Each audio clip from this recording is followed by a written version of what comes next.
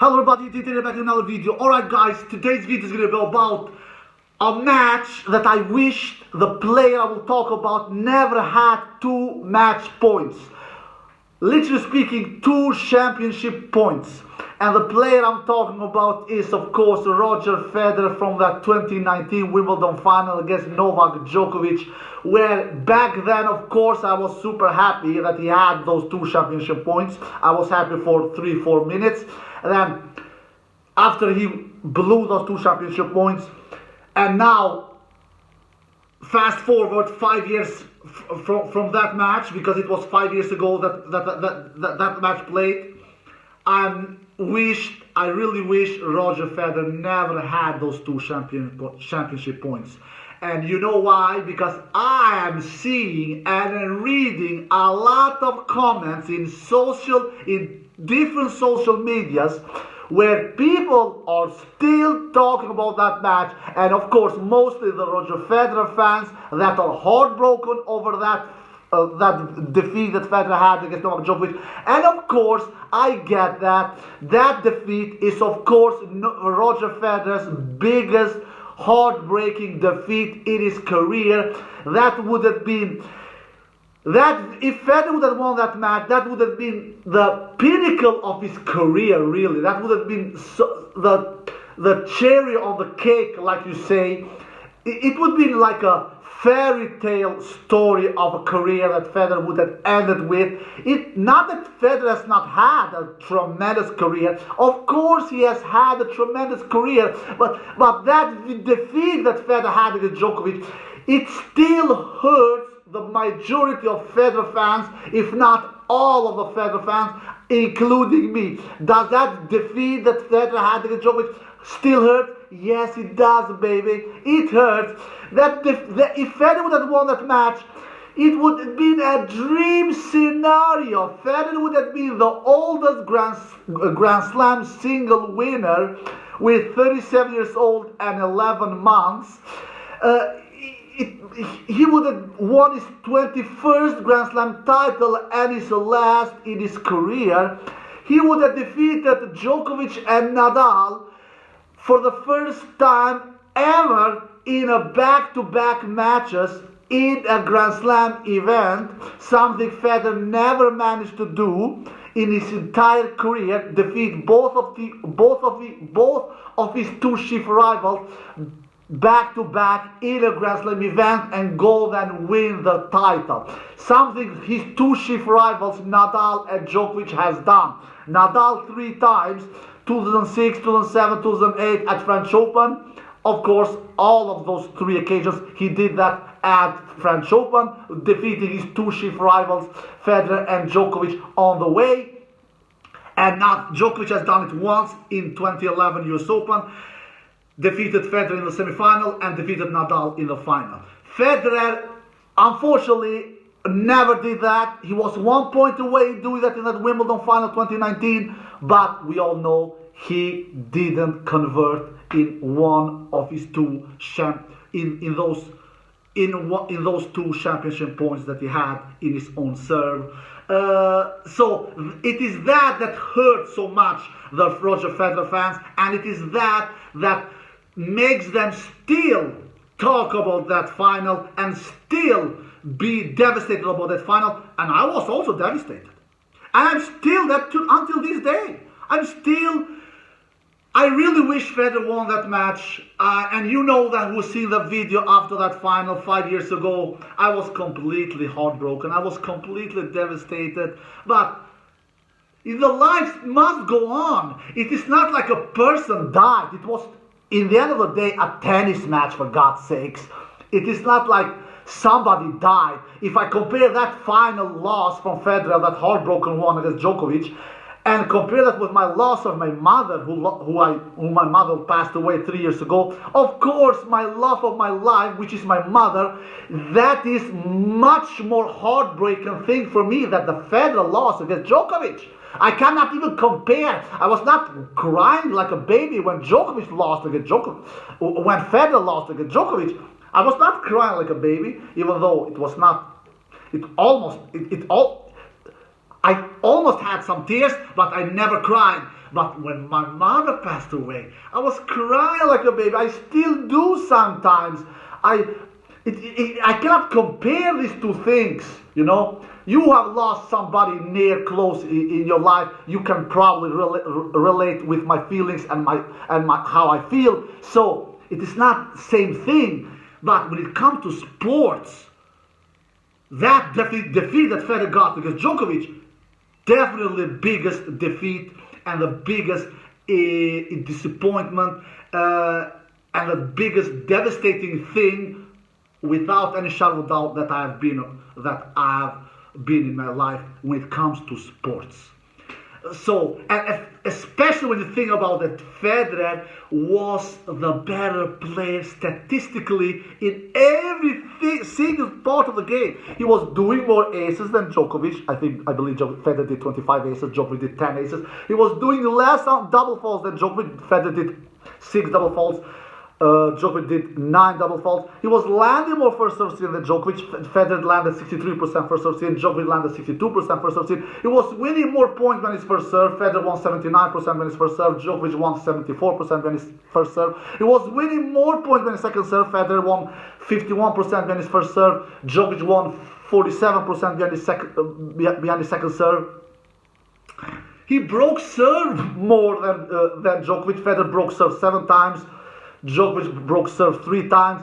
Federer did unbelievably 32 more winners than unforced errors the entire match. Federer did 94 winners and 62 unforced errors.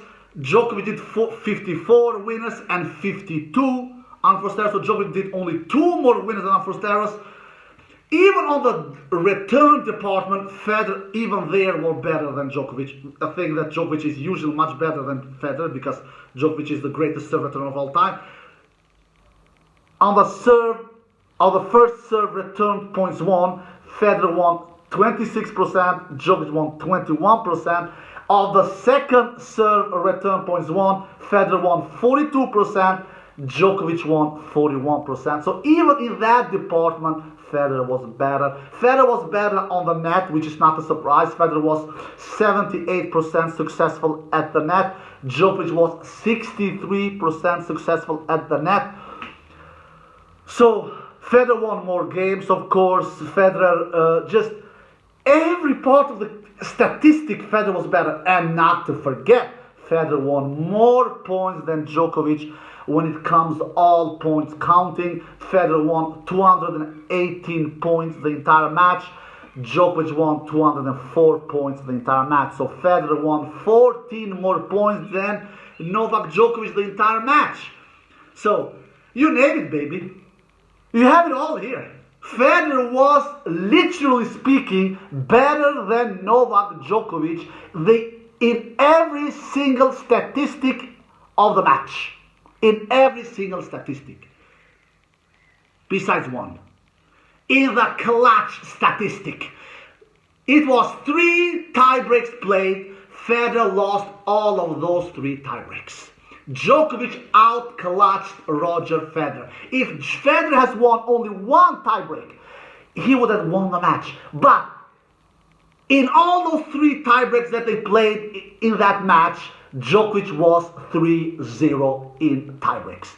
Djokovic out-clutched Roger Federer. It doesn't matter if Federer was better than Djokovic in all the other statistics. In all the other. It doesn't matter, baby. When the most important statistic came down to the wire, when the chips were down, Novak Djokovic out-clutched Roger Federer, and that's why he ended as the winner.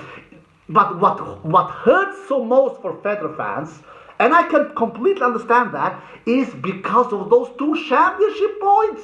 Because if you look at the match, Roger never really was in the lead. He was 1-0 down in sets. He was 2-1 down in the match. Even in that 5th set, Djokovic had the first break of the 5th set. He was a break up in that 5th set, Novak Djokovic. But we all know Federer broke back in that middle of the 5th set. And then Federer broke once again to serve out for the title in that 8-7 game, in that 16th game of the match. of the fifth set, I mean the 16th game of the fifth set, and he was 40-15 up and had 2 championship points in his own serve. What can you do when you choke?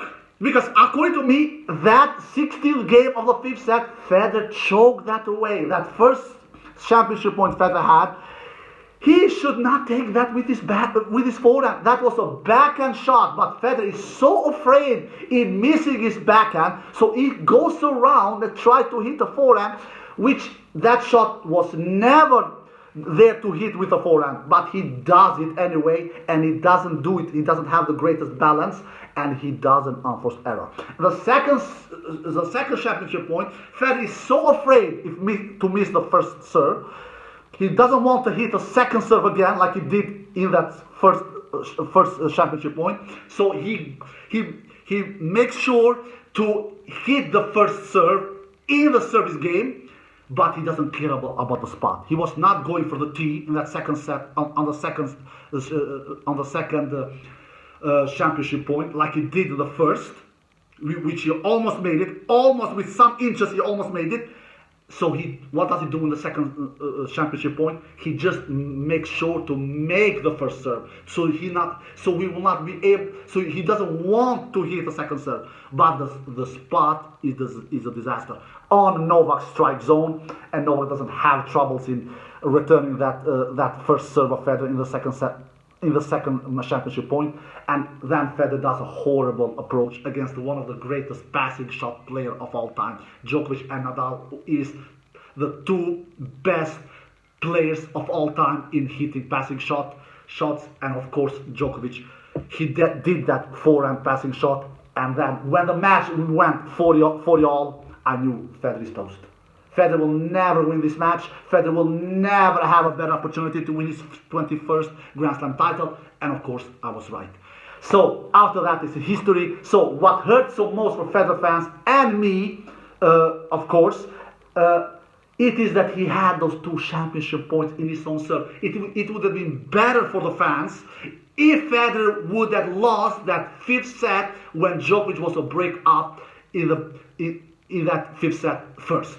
If Djokovic would have finished Federer off, without Federer would have getting to those 2 championship points, would have been easier for the fans and to come over this devastating loss.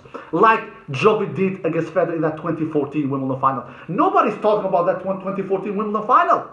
Nobody's talking about that. Because Federer never had championship points, but that final was also close.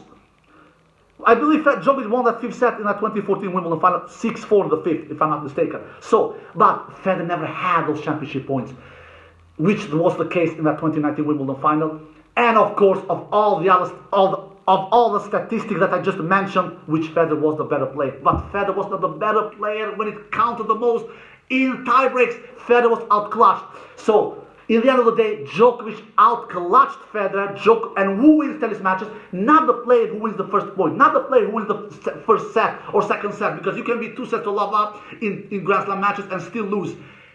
The player who wins the last set, the player who wins the last point of the match, that is the player who wins tennis matches. And that for sure, that was definitely not Federer who did that in that 2019 Wimbledon final. But despite all this, Federer should not be remembered only for this defeat. Yeah, it hurts. I understand that. It hurts for me too. But Federer should be remembered for his 20 Grand Slam titles, for his 28 Master 1000 titles, for his 103 titles overall in his career, for his 5 years and as the world number 1, which has finished 5 times in his career,